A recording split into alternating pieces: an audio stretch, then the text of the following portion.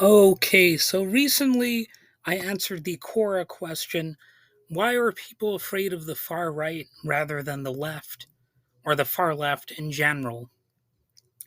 So my original answer, it was the perception of fear or concern towards the far right or far left can vary depending on individual perspectives, cultural context, historical events, and media portrayal, which also influence whether we view issues as real or merely imagined. And it's important to note that people's opinions on this matter can differ widely, and there is no one size fits all answer. However, I went over a few reasons why some people might express more concern about the far right compared to the far left, though, of course, one might think they both can threaten people's well being. So, one of the things I mentioned was historical context. The 20th century witnessed the rise of extreme right wing ideologies such as fascism and Nazism, which can technically be separate things, but they led to widespread atrocities and World War II. The Holocaust, in particular, stands as a stark reminder of the horrors that can result from far right extremism, to the point where the difference between far right and moderate may look like the difference between light and darkness. So, really, when it comes down to it, there are definitely a lot of distinctions one can make, but I think one of the key differences, which I didn't really spell out that much in my core answer, but one of the key differences is that the far right is actually just more likely to be racist or to target people for violence based on some immutable characteristics, such as their sexual identity or their gender identity, and it's a bit different from somebody just going after their political opponents based on ideas that are different.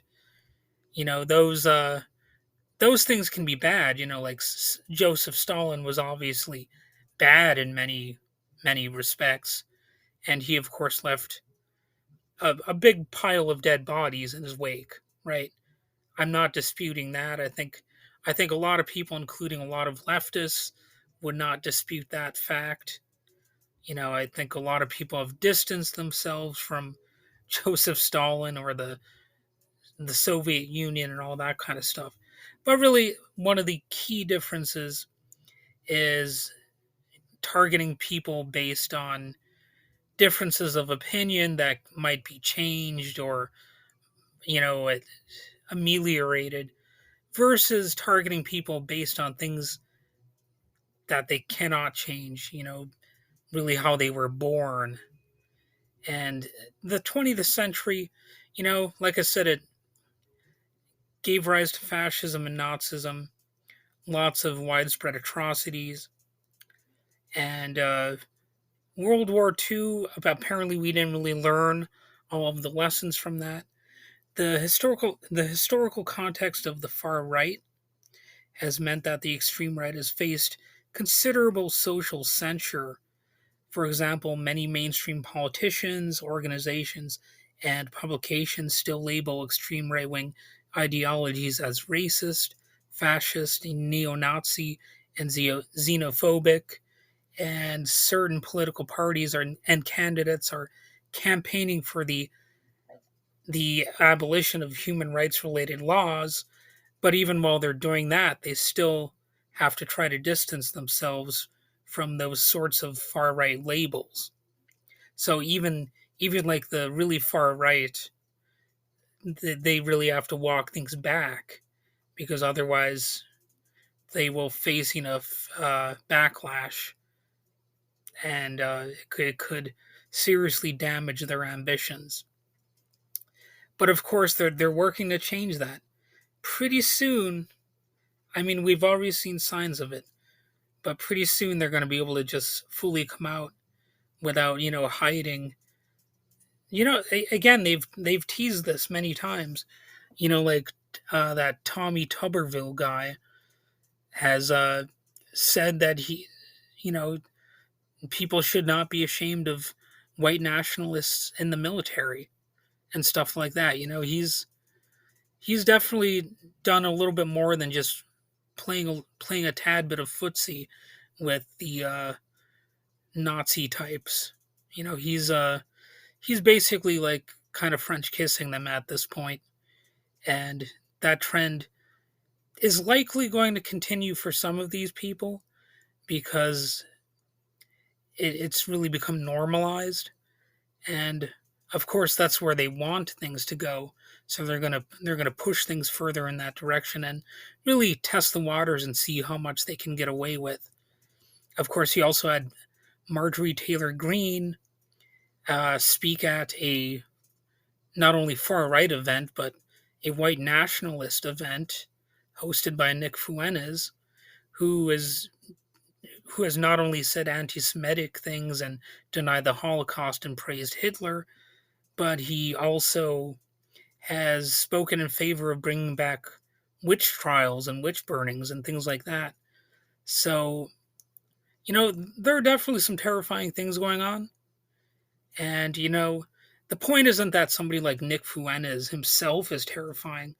I mean, if you just look at the guy, it looks like practically anybody could beat him up, and probably without even trying too hard.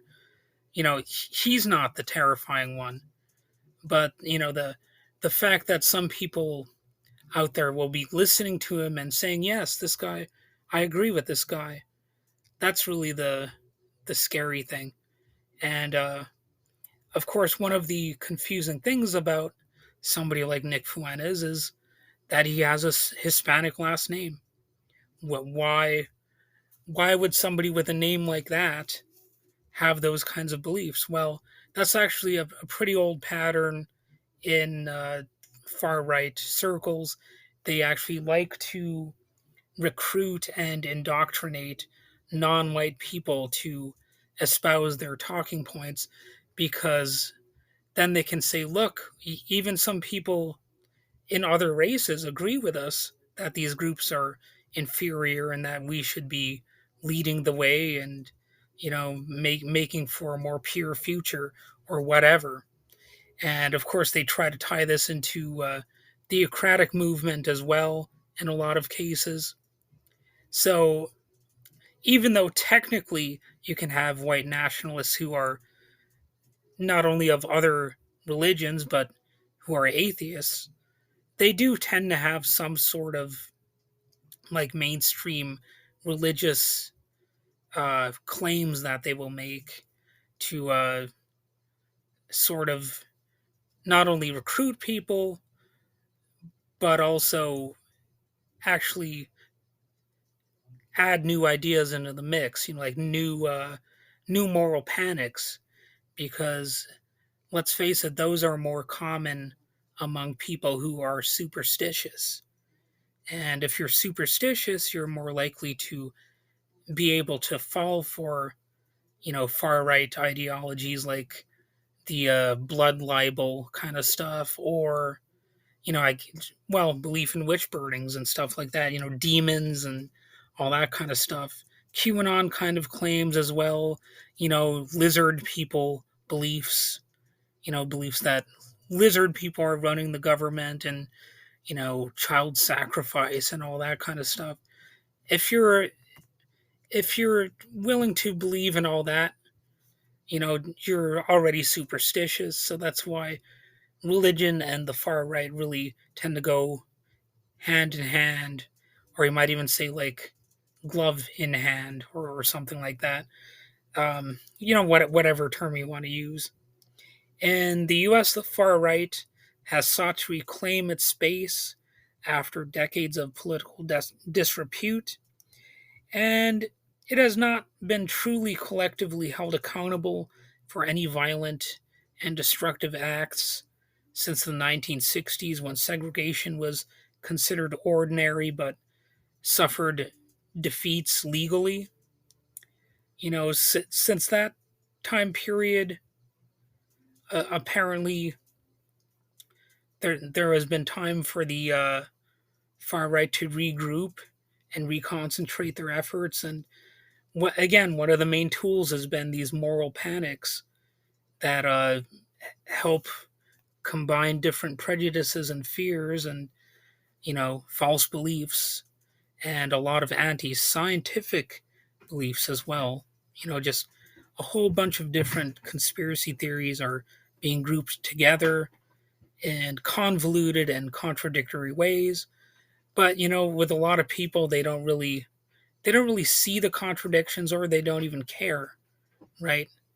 The contradictions might, to their minds, just be a sign that something's wrong with the world that we are living in, because if it's a confusing reality, then they can simply say, well, it's like a magical, mystical thing, like a religious claim doesn't have to make sense, right? So why would reality have to make sense if you believe in a bunch of different religious claims?